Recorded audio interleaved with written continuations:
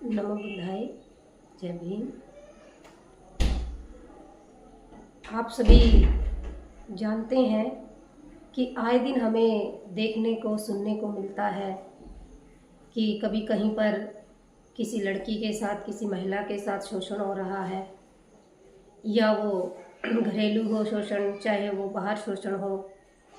और कई बार तो बहुत ही भयानक खबरें सुनने को मिलती है कि किसी लड़की के साथ में दरिंदगी हो गई है। और ज़्यादातर जो ये खबरें होती हैं, हमें ये बहुजन समाज की महिलाओं की सुनने को मिलती है। क्योंकि इस समाज को सदियों से दबाया गया है, सदियों से इस समाज को नीचा दिखाने का प्रयत्न किया गया है। लेकिन अब तो बहुत ज़्यादा हद हो चुकी है। अब तो कोई भी महिला हो, कोई भी लड़की हो, चाहे उसने कैसे भी कपड़े पहने हो, उसके साथ में शोषण हो जाता है। लोग कहते हैं कि लड़कियां ढंग से नहीं रहती है। अगर लड़कियां ढंग से रहे या पूरे कपड़े पहने तो उनके साथ में ये घटनाएं नहीं घटेंगी। मैं उन लोगों से पूछना चाहूँगी कि क्या जो बिल्कुल छोटी बच्चियां होती हैं, वो क्या छोटे कपड़े पहनती है उनके साथ इसीलिए दरिंदगी होती है? क्या जो बड़ी महिलाएं होती हैं, जो अपने पूरे तन को ढककर रखती हैं, उनके साथ में क्यों दरिंदगी होती है? कोई लड़की है, वो भी अपने शरीर को अच्छे से ढक के रखती है, उनके साथ में क्यों दरिंदगी होती है? मामला कपड़ों का नहीं है, मामला पहनावे का भी नहीं है, मामला है मानसिकता का। जब तक भारत के लोग महिलाओं के प्रति, लड़कियों के प्रति अपनी मानसिकता नहीं बदलेंगे, तब तक ये घटनाएं घटती रहेंगी। इन पे रोक नहीं लग सकती। इन पे रोक लगानी है तो सभी लोगों को अपने आप को मानव बनाना होगा, वेशी दरिंदा नहीं बनाना है। अभी हम देखते हैं ज़्यादातर लोगों में या तो जातीय प्रेम है। जातिवाद के कारण चाहे कोई व्यक्ति कितना भी पढ़ा लिखा है, किसी भी पद पे पहुंच गया है, कोई भी उसका रुतबा है, लेकिन उसे अपनी जाति से प्रेम बड़ा है। वो अपनी जाति से बहुत प्रेम करता है। अगर उसकी जाति में कुछ भी ऐसा होता है तो उसकी भावनाएं निकल कर आती है, और अगर दूसरी जाति में ऐसा हुआ है तो उसे कोई फर्क नहीं पड़ता है। तो मैं समाज के लोगों से कहना चाहूँगी कि किसी की भी बहन बेटी किसी जाति के बंधन में नहीं है। बहन बेटी सबकी होती है। पूरी महिला जाति, पूरी महिलाएं, भारत की जितनी भी महिलाएं हैं, जितनी भी लड़कियां हैं, अगर हमें उनके लिए उनको आज़ाद करना है या उनके इस चीज़ को रोकना है कि उनके साथ में दरिंदगी ना हो, तो हमें सभी महिलाओं के प्रति अपनी सोच को अच्छा करना होगा। और बाहरी दिखावे नहीं करने हैं किसी भी तरह के। हमें अपनी मानसिकता में बदलाव करके महिलाओं के इस शोषण को रोकना है। और दूसरा, हम विदेशों की बात करते हैं, भले ही विदेश में बहुत कम लोग जाते हैं, लेकिन आजकल तो सोशल मीडिया का ज़माना है। भारत ने तरक्की कर ली है, देश विदेश में भी तरक्की है, लोगों ने भी तरक्की कर ली है। तो लोग आजकल फ़ोन में देखते हैं, टीवी में देखते हैं, बहुत सारी जगहों पे देखते हैं विदेशों में लड़कियां, महिलाएं कैसे रहती हैं। हमें विदेशों की कभी कोई ऐसी खबर सुनने को नहीं मिलती है कि आज किसी लड़की के साथ में एट्रोसिटी हो गई है, या किसी लड़की के साथ में किसी ने गलत कर दिया है या गलत कमेंट कर दिया है। वहाँ पे ऐसा क्यों नहीं होता है? क्योंकि वहाँ पे लोग बुद्ध के मार्ग को अपनाते हैं, वहाँ पे लोग सच्चाई को अपनाते हैं, वहाँ के लोग फालतू के कर्म कांड, परंपराएं, इन चीज़ों से दूर रहते हैं। वो इंसान को इंसान समझते हैं, उनके अंदर इंसानियत अभी जिंदा है। इसीलिए वहाँ की हमें कोई कभी खबर सुनने को नहीं मिलती है। लेकिन हम भारत की अगर बात करते हैं, भारत में आए दिन हमें ये खबरें सुनने को मिलती है। क्योंकि भारत में परंपराएं ज़्यादा महत्व रखती है। इंसान कम महत्व रखता है, और उससे भी अधिक महिलाएं तो किसी के लिए कोई महत्व रखती ही नहीं है, चाहे फिर वो घर की महिला हो, चाहे वो बाहर की महिला हो। महिलाओं को तो सिर्फ उसी नज़र से देखा जाता है कि ये तो एक उपभोग की वस्तु है।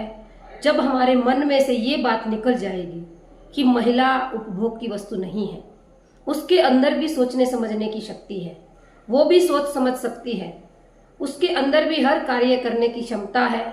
इसीलिए हमें अपने घर की बच्चियों को, बेटियों को हमें इस काबिल बनाना चाहिए कि उन्हें हम श्रृंगार रूपी ये चीज़ ना दे करके उनको हम ये बात बताएं कि जब भी आपके ऊपर कुछ ऐसा हो, आपको उसे मुकाबला करने के लिए आपको तैयार रहना है। बुद्ध ने 5 शील दिए। बुद्ध ने कहा कि शीलों का पालन करना है। बुद्ध ने भिक्षुओं के लिए, भिक्षुणियों के लिए, गृहस्थों के लिए ये चीज़ अनिवार्य बताई।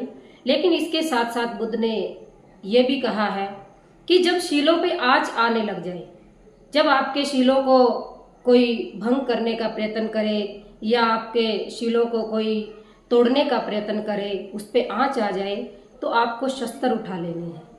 शस्त्र उठाने का मतलब क्या है कि आपको उसका मुकाबला करना है। अब कोई अगर आपको नीचा दिखाने का प्रयत्न कर रहा है, तो आप उसका अगर मुकाबला नहीं करेंगे, आप अपनी सुरक्षा नहीं करेंगे, तो आप कैसे बच पाएंगे।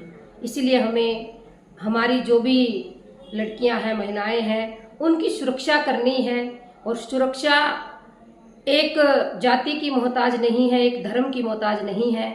सुरक्षा हमें पहले अपने आप करनी है।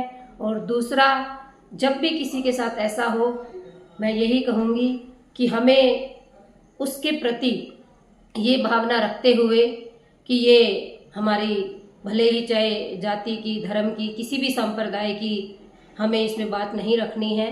बस हमें उसको एक महिला या लड़की देखते हुए उसका साथ देना है।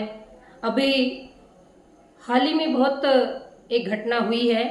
वैसे तो घटनाएं घटती रहती हैं। कुछ दिन पहले उत्तर प्रदेश की एक मनीषा थी, जिसके साथ में दरिंदगी हुई, उसको मौत के घाट उतार दिया गया। कुछ दिन पहले अभी भी एक हरियाणा की मनीषा थी, इसके साथ भी ऐसे ही दरिंदगी हुई। यहाँ पे नाम भी सेम है, लेकिन यहाँ पे क्या है कि जो पहली मनीषा थी वो किसी और जाति धर्म से थी, अब मनीषा थी वो किसी और जाति धर्म से थी। हम देखते हैं कि यहाँ पर भी लोग जातियों में बटे रहते हैं। किसी की लड़की चली गई, किसी लड़की का जीवन खत्म हो गया, उसकी जो भी अपने जीवन को लेकर उम्मीदें थी वो सारी खत्म हो गई उनके माता पिता की। लेकिन हम फिर भी उन लड़कियों के प्रति संवेदनाएं ना रखते हुए हम जातियों के कारण उनके साथ जुड़ जाते हैं। तो ऐसा समाज को नहीं करना चाहिए कि हम सिर्फ जातीय प्रेम के कारण किसी से जुड़ें। ये अंदर की भावनाएं हैं।